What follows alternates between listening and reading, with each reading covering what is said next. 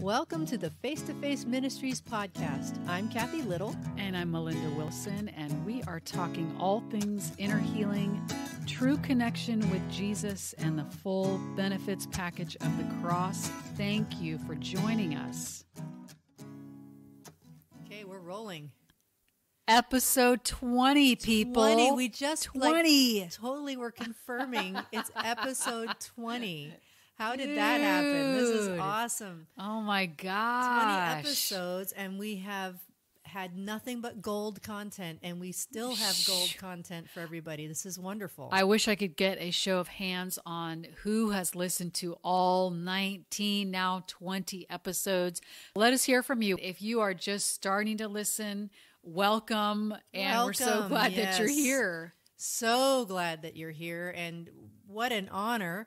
I was looking at not just the podcast statistics from our podcast host site, but I was looking at the statistics from our website where we have the player on the podcast player on our website, and that has like 800 hits on it too. So come on. I'm excited, and we have been working through this amazing series of content from the people at Life Model Works.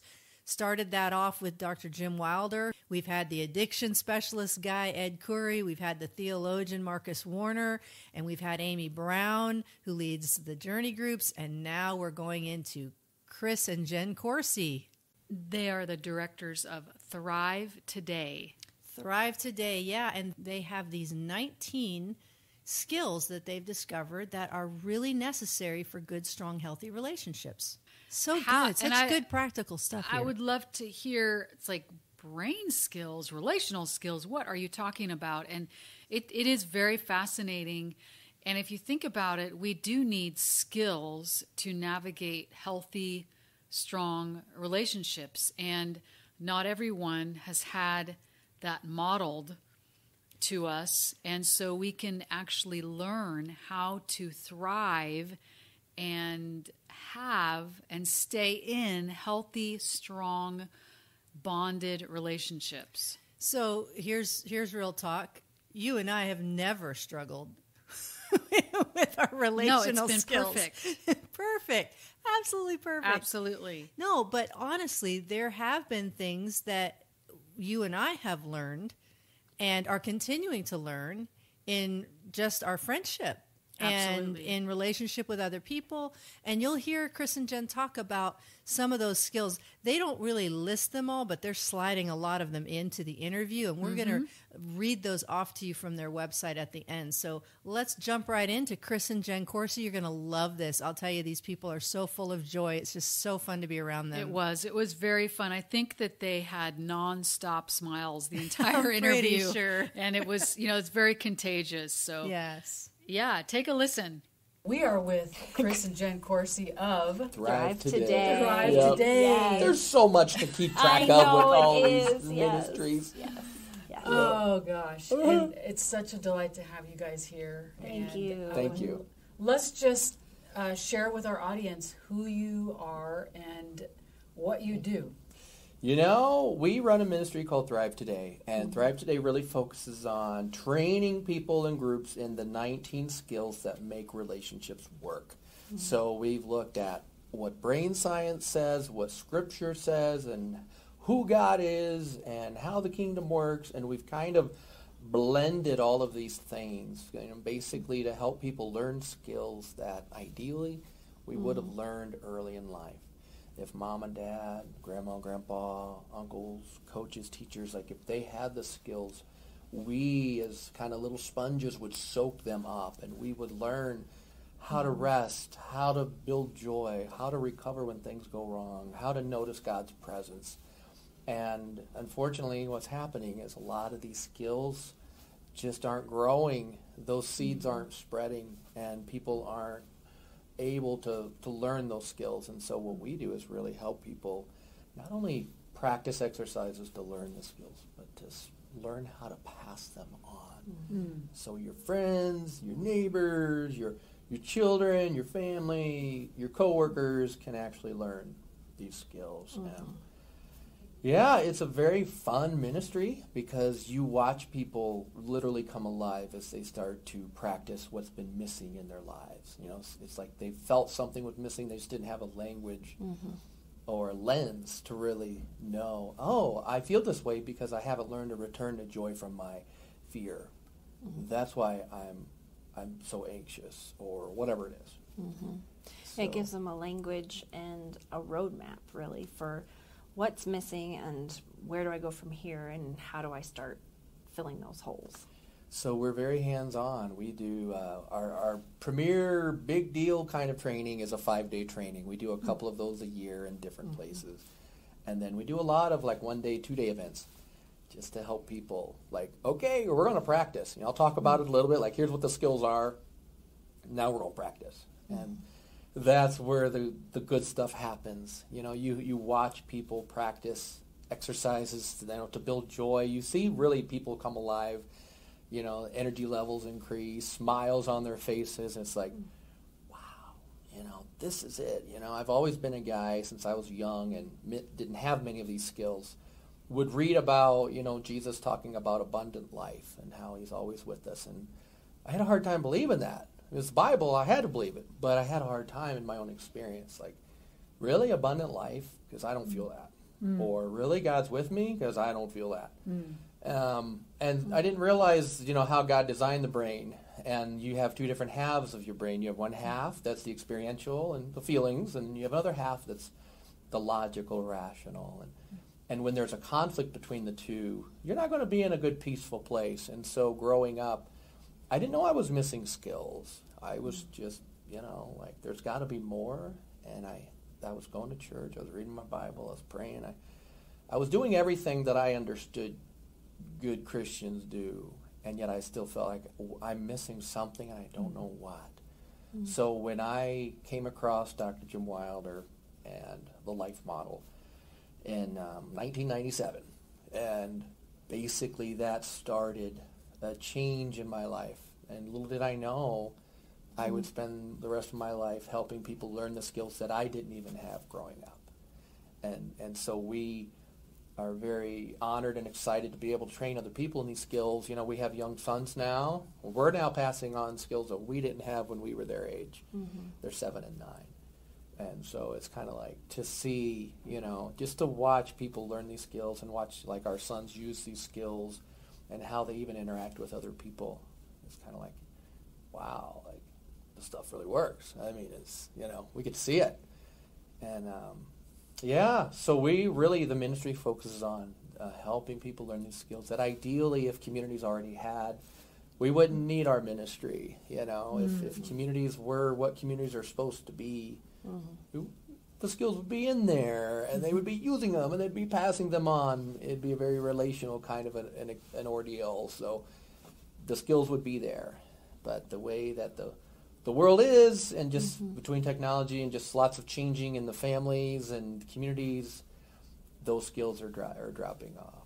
And that's why we're trying to just kind of raise the alarm, like, hey, you know, there's good news in all of this, that, yeah, these things are falling, and when you'll see the skills falling out, you'll see more violence. I have a hard time with my attention. You'll just see a lot of things start to happen. But when you put the skills back in, you'll start to see people really feeling like they're being who they've always wanted to be, and they're expressing that.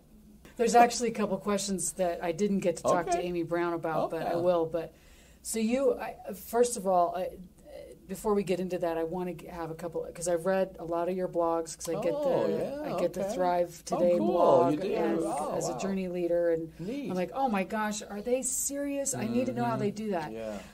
Especially the stories with your boys. And I love the story of that one lady, I guess, who worked with you and witnessed how you quieted one of your sons. Oh, yes, right. She was like, oh my gosh, how did you do that? So I would love to have a story about, well, I want you to explain. Why don't we start with, you keep talking about skills. What are you talking about?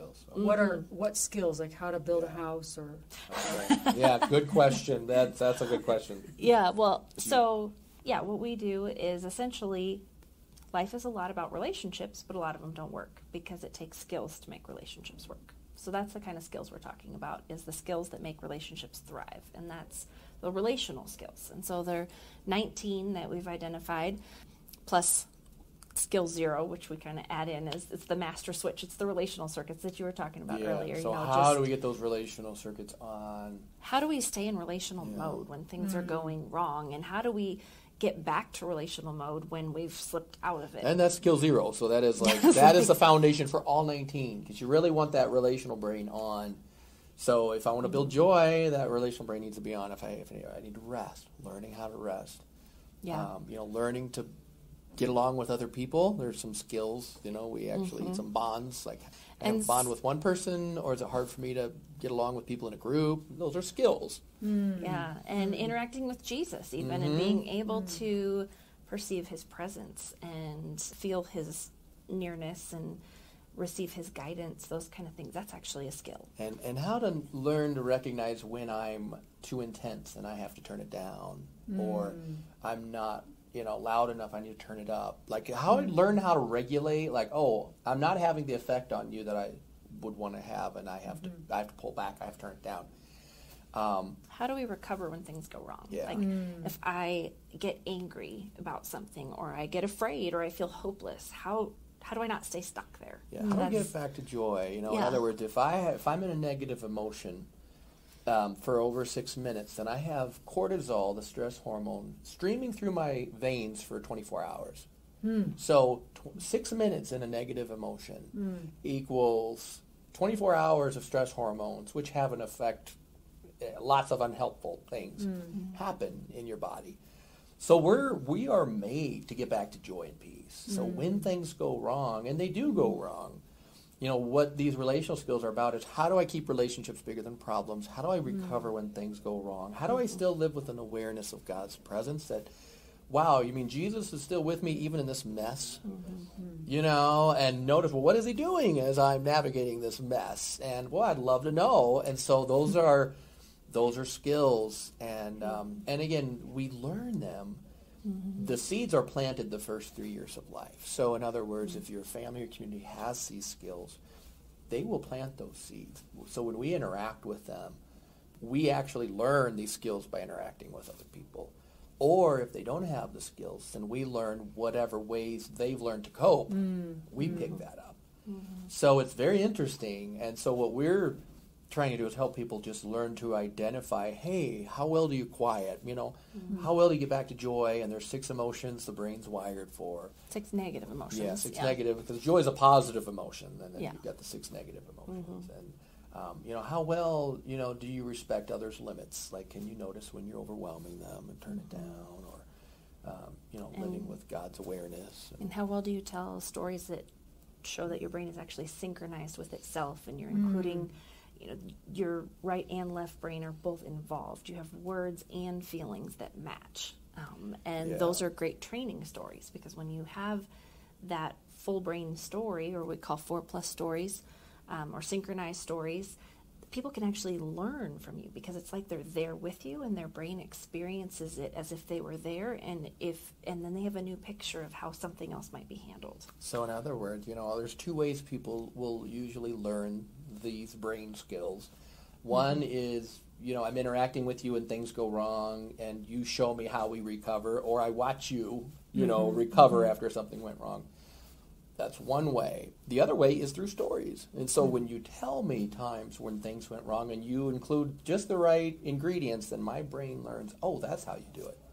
So we really try to train people both to practice, so that when they're with people, they can also demonstrate, hey, this is actually how these skills work. Or they tell stories. And you can probably learn bad brain skills, too. I'm thinking about like coping and recovery. If I grew up in a house where, if my parents were fighting and the way that they resolved it was they didn't talk to each other for 3 days, and there was tension in the house, then is that the bad brain skill I'm learning? That's the example. So our brain, when we're in those places, our brain essentially plays emotional videos of what we've seen other people do in that same spot. And so if that's what you've seen, that's what your brain has on file. Was like, this is what we do when, when this happens. And so You know, like in that example, so the skill I was missing, one of the skills would be returning to joy and staying my relational self when things go wrong. So your brain will, with the absence of those skills, your brain will, you know, do what it's learned to do, which is usually a non-relational strategy. So it's like, oh, you're not bringing me joy. I don't want to be around you. And I'm not going to talk to you. Right? I mean, that is what our brain learns if I don't have the skill to say, I'm really upset with you, but I'm glad I can be here with you and share it with you. Right. You know? Yeah. That would be the skill. But if I don't have the skill, it's like, well, you made me mad and I don't want to be around you. Well, that's more of the common reaction, isn't it? Of course. It is. Yeah. Whether you're Christian or not. Yeah. We could I even talk Totally. only about believers. Yeah. It's like... That's for everybody. I think that's the default reaction, honestly. Yeah. If you don't learn something different, that's what your brain does. Because Yeah. if you don't, they're like pathways in your brain. And so if your brain doesn't learn how to get back to its relational self when you're in anger, then there's no bridge. There's like water there, and how do you get from the island back to the mainland, and there's nothing there. So by default, there isn't that, and then you have to learn it. Yeah, and that's what we're passionate about. You know, the good news is your brain can learn this stuff no matter how old you are, no matter the family or the trauma. Like, the good news is God made our brain work where I can learn new skills later in life, right? You hear brain plasticity a lot in the news, and I mean, that is the good news. That is like God's signature in the brain. Because, you know, the old days, we just, you know, it was like you use it or you lose it, and if you didn't in that set amount of time, you're in trouble. And some things do work that way in the brain. Like, you have windows and seasons, and if you learn certain skills at certain times, like, there's an ideal windows, right? But the good news is, you know, for many of us who didn't learn these skills, you know, as for us was the case, you can still learn later on in life. And it's doable, you know. That's the beauty of all of this, is it's doable and it's practical. It just takes a little practice and work, you know. You gotta, if you want to garden, you want to start a garden in your yard, you're gonna have to, you know, get ready, prepare, and get out there and... Yeah, if you want to learn a new instrument, you have to practice until you actually sound good enough that you want to do it in front of other people. That's the skill. Is it easier for children to learn these skills, though? Yeah, it is. Yeah. So the younger you are, the faster your brain's going to pick it up, you know. And the old, you know, I mean, my 95-year-old grandmother, who's now 96, you know, she lived with us for years, and there were some skills, you know, she didn't have. Because my family, I was well aware of what she didn't have.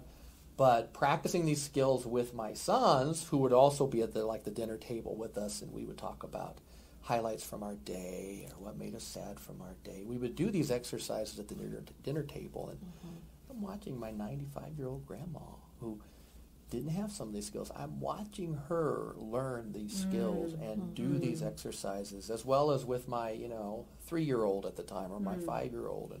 And so that's really good news. You know, that we can learn these skills no matter where we're at or how hard life was. Like, your brain can still learn. So you can teach an old dog new tricks. That's right. That statement is totally false. That's exactly Yes. right. But it is hard because, you know, as we get older, we get coping mechanisms for those places that those skills are missing. And so then it's hard to That's where the battle That's is. where the hard part is. You have to override the coping mechanisms that are natural. Or replace them. I want to talk replace about them. coping mechanisms. Yeah. We all have different coping mechanisms. Where do you see, where in life do you most often see those coping mechanisms breaking down, and why? Well, you know, as we get older, what happens, for one example, as we get older, we lose our ability to disconnect from things. So whatever coping mechanisms you have in place, the older you get, the more that those engines break down. So what happens is you have more and more of the elderly who, all the stuff they didn't deal with in their life starts to leak out all over, and people don't know what to do with that. Like, wow, Grandpa's really grumpy. Well, yeah, Grandpa's really grumpy because all the stuff Grandpa didn't deal with is now he can't disconnect from it like he used to with this coping mechanisms. But you also see it in teenagers, you know, or young adults. Like, if they start using anything from sugar to drugs to alcohol, those are all solving problems and compensating for the lack of skill in some place. So behavior tells a story, right? So when my joy levels are low, I'm more vulnerable to pseudo joy, which would be the things that pick me up and make me feel better. Or if I'm not quieting very well, then I will gravitate toward the things that bring me down and help me disconnect. So behavior always tells a story. So it's interesting to look at it with a relational lens that, well, we are designed for relationships. But when relationships have been painful, I might not want to be around people because, people are the source of my pain. So the behavior always tells a story. But those, coping mechanisms, they're there for a good reason because our brain is all about self-preservation. So coping mechanisms are the brain's way of solving a problem. And the problem is, I don't know how to manage these feelings, so I need to find another way. That's where coping mechanisms are very helpful. And you know what? In a sense, coping mechanisms are good initially because when I'm really young and pain or a problem's really big, I'm glad there's a coping mechanism to help us deal with that stuff as we're children. So it helps us, it's kind of the brain's way of saying, hey, you know what? You can't handle this. Here's what we're going to do. We're going to do this. But then as we get older, those coping mechanisms actually work against us. So it's like they're there for a good reason. But as we get older, they actually work against us. They're not helpful anymore. They were there when we needed them. Whenever the hard stuff or whatever it was that was going on, they were there for a purpose. But as we get older, it's like, no, they'll work against us. They'll suck the life out of us. And that's where the skills are very helpful. Like, okay, if I actually learn the joy or if I learn the rest, then I won't need to do these other things that are compensating for my lack of joy or my lack of rest. So it's a big deal. And you, Chris, co-authored a book called Relational Skills in the Bible. Yeah. Where on earth do you see relational skills being practiced? That's a great question. That is the big question. Is when we first started doing this training, that was ultimately where things went because, a lot of this is anchored very clearly in brain science. But we're all also, Christ followers. We really love Jesus. We love his word. And so, one of the first things I discovered when I started working with Jim Wilder is, brain science says joy is the fuel for your brain and your relationships. And joy means that we're glad to be together, right? Even if things are hard, I'm still glad to be with you. And then, the Bible has all these passages on joy as well. Jesus, for the joy set before him, endured the cross. And if I think joy's happiness, I'm like, that doesn't make any sense to me. Why would Jesus endure the cross? Like, because it felt good? Like, what? So, but no, joy means relationship. Like, I want nothing to hinder our relationship together. Like, in fact, I'll even go to the cross because that's what it's going to take. I want this relationship with you because I am glad to be with you, and I want nothing to separate us. And there's all these verses about joy. And I used to read my Bible when I was younger, and I would go right over that because I didn't really know what joy was. I didn't have a lot of joy in my own life. But when I would read those, they didn't mean anything to me until I started actually building some joy in my life. And then, because I always assumed, like, for example, God was mad. And that was my own wounding and distortions. Like, God's mad. And when your internal interpreter in your brain understands that, you see everything through that lens. And so I'm reading the Bible, and it's like, wow, God was actually really mad here. And what hope do I have? If he's mad at them, what does that say about me? Until I actually started learning to interact with God and notice God's presence in my own life. And it was like, I'd get two reactions when I would notice that Jesus was with me. One was that he was glad to be with me, and I thought that was weird. Why is he glad to be with me? He should be mad at me. The other was he was always weeping. And I was like, why is Jesus always weeping? Like, some people would have these glorious moments where God's with them. It's like, oh, yeah, what a wonderful, beautiful moment. And I'm like, well, Jesus is crying here with me. What does that mean? And as I would, one friend just said, well, why don't you ask him, Jesus, why are you crying? I was like, okay, well, Jesus, why are you crying?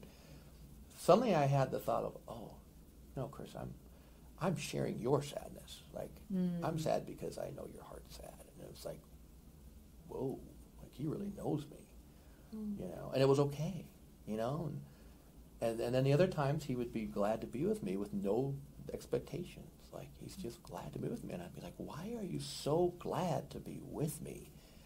You know, you should be angry at me because look at all the things I've been doing or what I haven't been doing. And no, it's like, Chris, I love you. You know, I just love you, and I'm glad to be with you. And I'm like, wow. So that joy changed my life because I could have sworn he was mad at me and disappointed in me, and, you know. But when I would just have this moment, and he said, Chris, I just want to be with you. Like, just come here. Just come here. Quit running from me. And suddenly, for the first time, I became excited about being a Christ follower because that was the God. That's the God that knows me by name, wants to be with me, and loves me. And, like, I want to tell the world about that God. I didn't really know, you know, relationally, that's who he is. I had this just a very distorted lens from my own experiences growing up. And so this joy piece is so important, you know, just relationally with our families and our friends and our coworkers, our communities. Like, joy is, it will change your life, you know, as you add joy into your life. But also just with the living God. Like, he is that glad to be with us. And no matter what. No matter what. Even when I'm totally messing up. Totally right? messing up. And that's what would really boggle my mind. Like, I knew all the sins and the stuff, the baggage and the garbage in my life. And so I was, like, always afraid to find out what, you know. And when I finally did, like, okay, Lord, well, what do you know, what are you doing? It's like, he's glad to be with me. Why? It reminds me of a time our older son had done something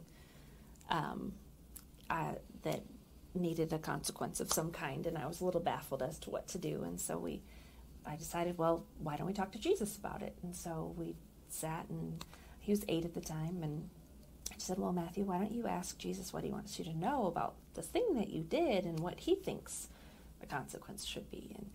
And so we talked to Jesus about it, and I said, well, what does Jesus want you to know? And the first thing he says, Jesus loves me. And I was like, yeah, he does. He really does. And then I said, well, what else does he want you to know? He said, well, Jesus is sad because I was mean to brother, and, you know, it makes him sad when I'm mean to him. And I was like, yeah, I think that's right. I think he does. I think Jesus is sad that you were just mean to your brother. But, well, what does Jesus want you to know about what you should do? And he got this big grin on his face. He's like, I need to go make it right with brother, and I'm going to go do such and such to repair with him. And it was just so neat because Jesus affirmed, you know, I love you right now. Like, I'm sad at what you did, and here's what I want you to do to repair it. But it didn't come from me. It came from Jesus, and he was so excited to go repair with his brother because Jesus gave him the idea. And so it's just, different.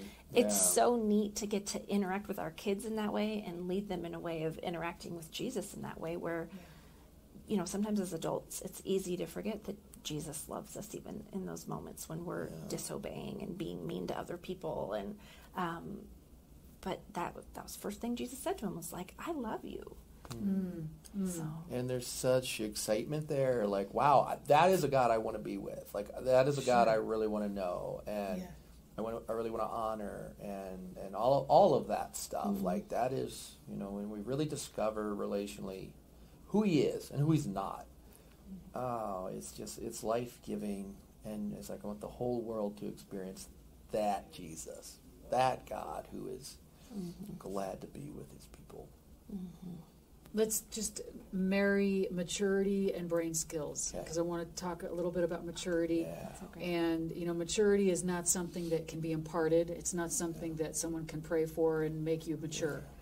You know, and I think that we want that. We want the fast track to maturity, and that just doesn't happen. I think two questions. How do we know when we are at the appropriate maturity level that we're supposed to be at? What is that? Just because I'm a certain age, how do I know that I'm at the maturity level I'm supposed to be at? And two, if I know I'm not, how do I get there? Good question. So I kind of liken the maturity as like when God put Adam and Eve in the garden, like he provided everything, but they actually had a job to do, and they had to tend the garden. That was their job. God basically was like, hey, You know, I'm going to give you this stuff, but you've got a job here. And, you know, and I always like joke with people like, what if they said, no, I'm going to let you do that, God. You know, I don't want to tend the garden. No, what is it? No, it's your domain. You do it. So maturity is our domain, right? You know, God saves, delivers, redeems, restores. All that is his domain. Like our domain is we got to pull out some weeds when we find a weed, move the rock, work in the garden. So one of the, you know, my body keeps growing, but emotionally that doesn't mean that I'm keeping up with my body. So even though I'm in a 44-year-old body, I could still be stunted as a 5-year-old emotionally, right? And trauma stunts my maturity. So the common reasons my maturity is not keeping up with my body is either, one, bad things happen that shouldn't happen. The life model calls those type B traumas. That's not supposed to happen. That could stunt my maturity. Or some of the good stuff is missing, you know, like my family didn't hug me or they didn't tell me they loved me. Just whatever, painful absences. So there's something I needed and it wasn't there. That can stunt my maturity. Or my family just doesn't have some of maturity in different ways, different places. And so I would kind of copy what they have, basically. And whatever's in my environment, I'm going to copy that, in a sense. And so one of the best ways I know I'm missing some maturity is when fear dominates my decisions, my relationships. Like doing things out of fear is a telltale sign that, okay, you know, we got to pause. Let's find out why, you know, what's going on here from a maturity perspective. So I help people look for that, you know, is where does fear have a place in your life? Like what kinds of things are you afraid of? Where does that impact you? So that's a very helpful lens. So for example, when I learned about maturity, I was already a full-time pastor, counselor, and busy person, loving family, good education, like all this right stuff, but I was still stuck at infant level maturity, even though I was doing all this stuff. And what I realized is the way that fear was expressing in my life is I was a people pleaser. So I was actually avoiding shame. I was afraid of messing up or people not wanting to be with me. And so I tried really hard to do all the right things and keep everybody happy. And it looked good in a Christian community, you know. It looked like, well, what a great servant heart Chris has. But the fuel that was motivating me was fear. Like, I'm afraid if I don't do this, you know, I'm going to prove that I'm a failure. I'm going to let people down. They're not going to want to be. So all those fears were running beneath the surface. But if you would have asked me, like, Chris, why do you do what you do? I said, oh, because I love it and I want to honor Jesus. You know, it's like these fears were so kind of ingrained. You know, they were there for a long time, and they're anchored in pain. So again, trauma stunts my maturity. So then I could kind of go, okay, Jesus, why am I so afraid of letting people down? Why am I afraid of being a failure? And why are these fears even there? And go, oh, wow, okay, he can show me. Oh, yeah, you remember when you were young and this happened? And so trauma kind of stops maturity. And so my body keeps growing, but like something needs to be addressed. I have to get the rock out of my shoe. I got to get the splinter out of my arm so that I can thrive and grow in new ways. And so the beauty of maturity is finding, you know, wow, you know, you're really good at resting. So that's, you know, I can learn that task from her because she's really good at resting. Or someone else is really good at learning what satisfies, and they're just very content. It's like, wow, I can learn that from them. So really examples, modeling, community is all really helpful. But there are times you have to get the rock out of your shoe. So there are times there's some specific wounding that I do need some of Jesus's peace and some healing. And then that opens the floodgates for my maturity to keep growing. Yeah. Thank you, Jen and Chris. That was brilliant. Thank you so much for being with us today. I really appreciate your time. Yeah. And if people want to know more about you, where do they go? ThriveToday.org. ThriveToday.org. Okay. And there's a list of all the skills on the website as well. How we're using those skills, like a lot of good information there. Yeah, and I do a marriage and parenting blog there that people can follow. It's very good too. I'm just endorsing that. And I'm not even married, and I'm endorsing it. It's so good. Thank you.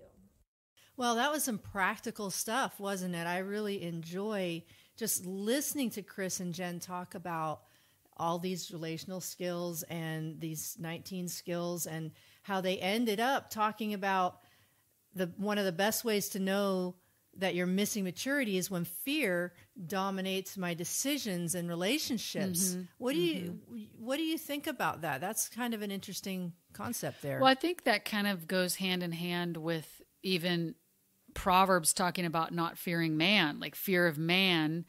I was just thinking about that scripture, fear of man proves to be a snare.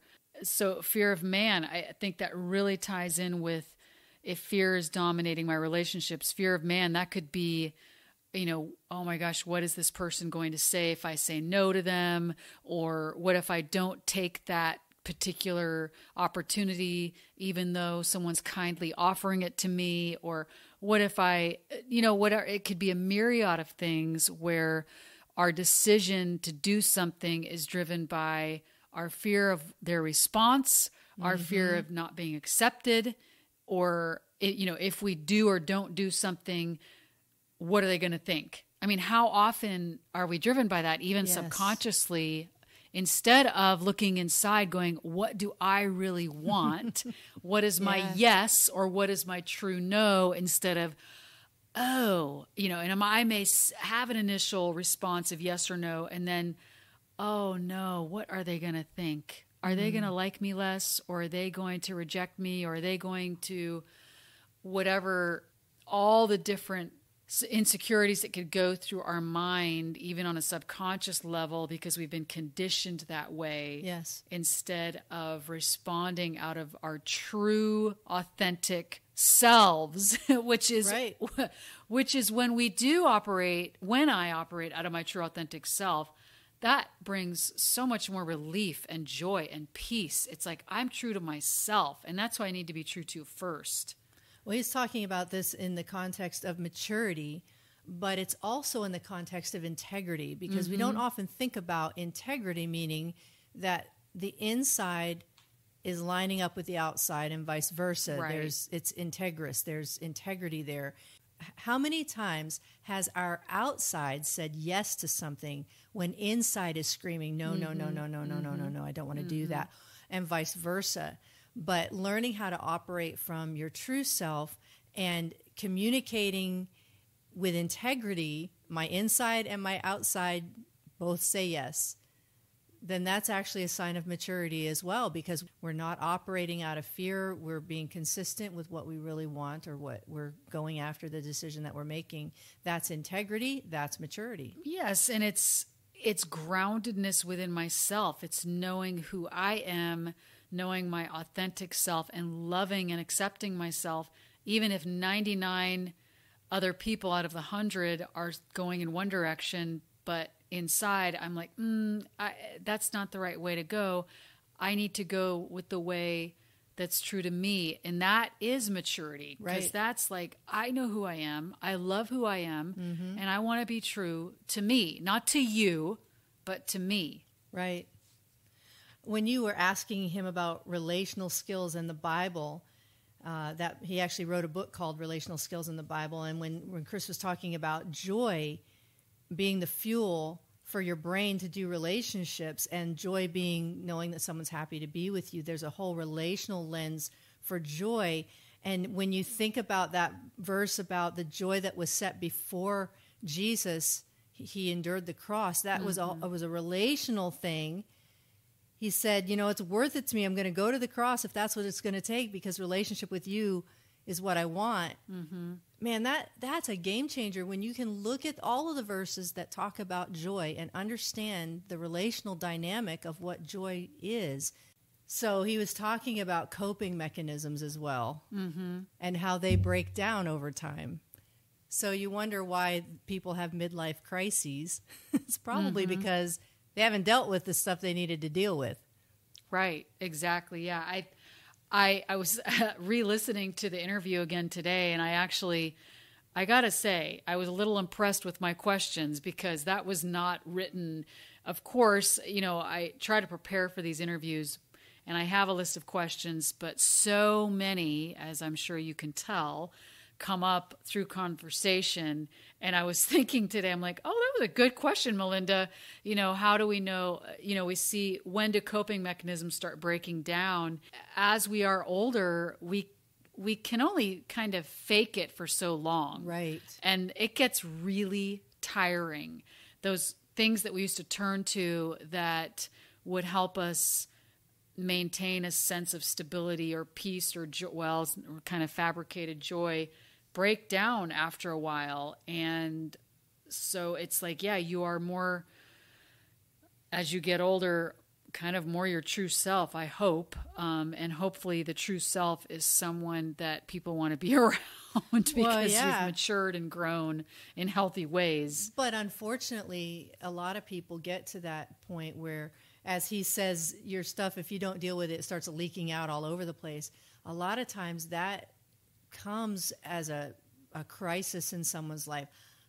I had a major crisis when I was around 40 years old, and it was, hey, my facade came down in a glorious fashion. You can listen to my testimony in episode 3 if you're interested in that story, but that was midlife for me, and I had been managing and doing the best I could, but there was some brokenness in my life that I just had not dealt with, and I had not acknowledged it. I hadn't given it room to breathe and be healed, So that's interesting that I didn't actually realize that that's kind of what happens, is that you lose your ability to disconnect from things over time, and your coping mechanisms. Yeah, that was new information to me too. And I don't know if it was Jim Wilder, I think it was, talking about it was actually a gift that God gave to our brains to be able to disassociate, especially for children who are undergoing major trauma or abuse. The way they survive is to disassociate. But as adults, we aren't able to do that as much, because hopefully we will have better skills to be able to deal with major trauma or difficult things happening. Well, I really love this interview. I think it was really a wonderful way to wrap up all of these interviews that we've had from Life Model Works, Deeper Walk International, Journey Groups. All of these past 5 interviews, we got them all in one day at the Transform conference put on by Life Model Works in Denver. And that was a busy day for us, but yes, man, it was a good day, good content. And as Chris and Jen said at the end of their interview, you can get more information on them and what they're doing at thrivetoday.org. And there they have the 19 skills listed that make relationships work. Should I Go read for them? it. I'm going to read them to you. Just do it. Okay. So, sharing joy, learning how to quiet myself, forming bonds of 2, being close yet moving independently, creating appreciation, form family bonds, providing freedom to grow and explore, identify heart values, tell synchronized stories, identifying maturity levels, being able to recognize where we are and what we missed and where we're going, taking a breather, learning how to not overwhelm others, telling nonverbal stories, returning to joy and staying relational even when there are negative emotions present, learning how to act like myself, as we were just talking about a minute ago, being able to see things from God's perspective, stopping the sark or the religious spirit, being able to quiet interactively, managing our drive and our high energy without hurting anyone around us, recognizing response styles, identifying attachment styles,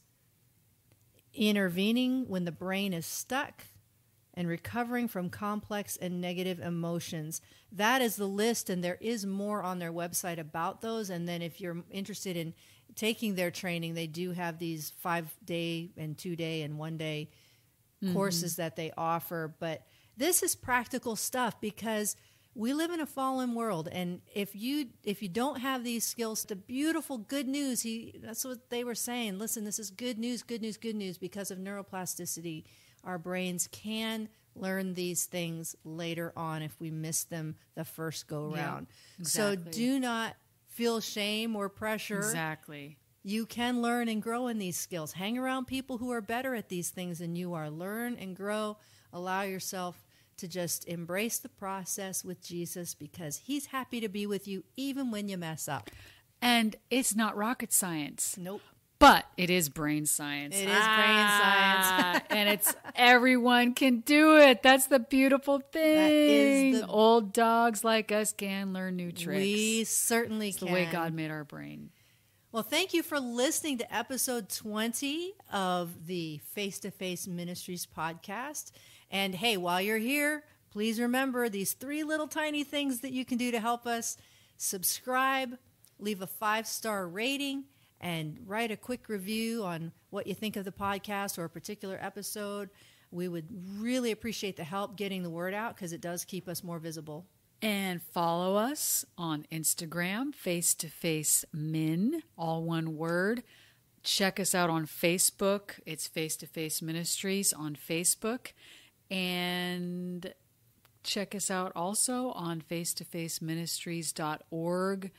And you can subscribe to our monthly newsletter. Yes, you can. We will not sell your email address to millions of other people, even though I'm sure your email address is worth a lot of money. I don't know. Yeah, highest bidder, exactly. I don't know. No, maybe. No. But we would love to hear from you also. And thank you for listening. We so appreciate your support. And if you feel so inclined, we would deeply appreciate any kind of donation you would like to make toward this podcast, as we actually spend money to make this podcast. Yes. So if you like what you're hearing, drop a penny or two. We would really appreciate it. But thank you so much for listening, and we'll look forward to being with you again soon. Next week. Bye-bye for now. Bye.